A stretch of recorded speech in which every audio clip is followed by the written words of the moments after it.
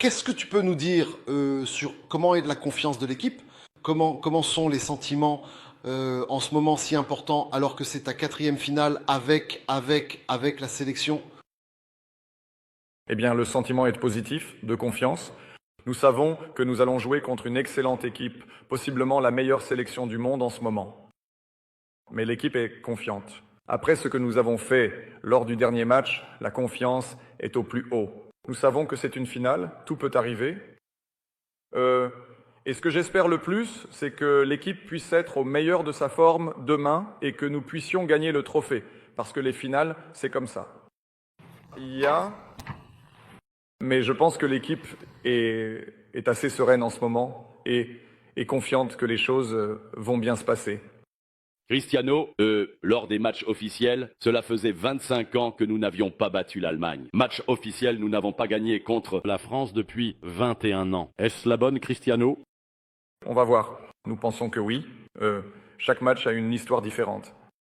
Nous savions que nous n'avions pas battu l'Allemagne depuis tant d'années, mais l'histoire change, les chapitres changent, et c'est ce qui s'est passé. J'espère que demain pourra aussi être un bon jour pour le Portugal, que nous puissions gagner cette finale que nous désirons tant. Nous savons que ce sera difficile. Les finales sont comme ça, elles sont difficiles, contre une sélection qui est très confiante, qui n'a pas perdu depuis 24 matchs, je crois.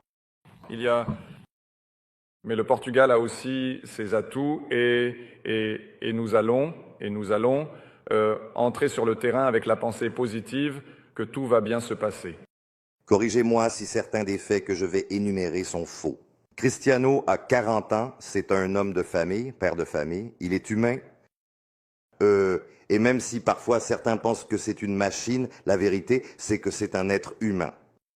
Et c'est pour ça que je demandais, il n'a pas des matins où il se dit « Aujourd'hui, je n'ai vraiment pas envie ».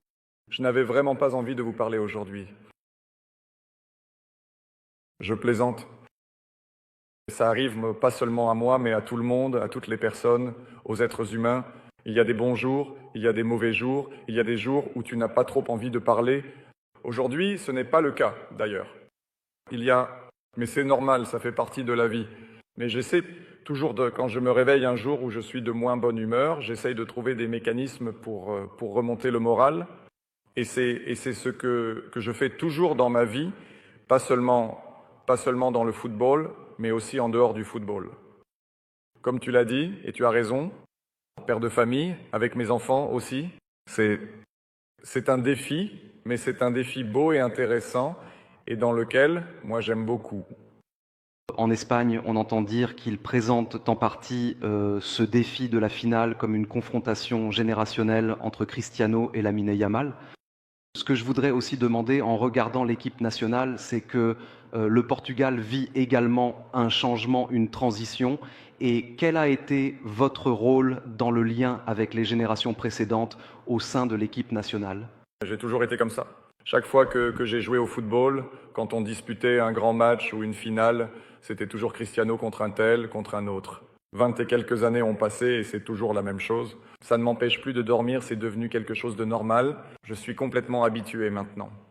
Ce sont des générations complètement différentes. Une génération qui commence, une génération qui se termine, dans mon cas. Il devrait faire, je ne sais pas, Lamine contre Vitinha, qui sont à peu près, bon, ils ne sont pas de la même génération, mais c'est plus proche. Mais ce n'est pas un problème. Si on veut le faire avec Cristiano, j'assume et j'encaisse. Il n'y a pas de problème. Parce que pour moi, ça n'a aucune importance. Quand on parle du duel Cristiano contre un tel, parce que ce n'est pas comme ça.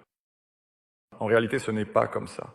C'est une équipe contre une autre équipe, et ce sera toujours ainsi.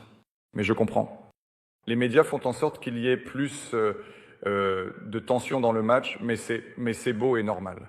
Donc, ce que je souhaite le plus, c'est que le Portugal soit à un bon niveau, en espérant que tout se passe bien et que nous puissions faire un grand match et gagner. Et je le répète, contre une sélection très, très forte, et possiblement la meilleure équipe du monde en ce moment,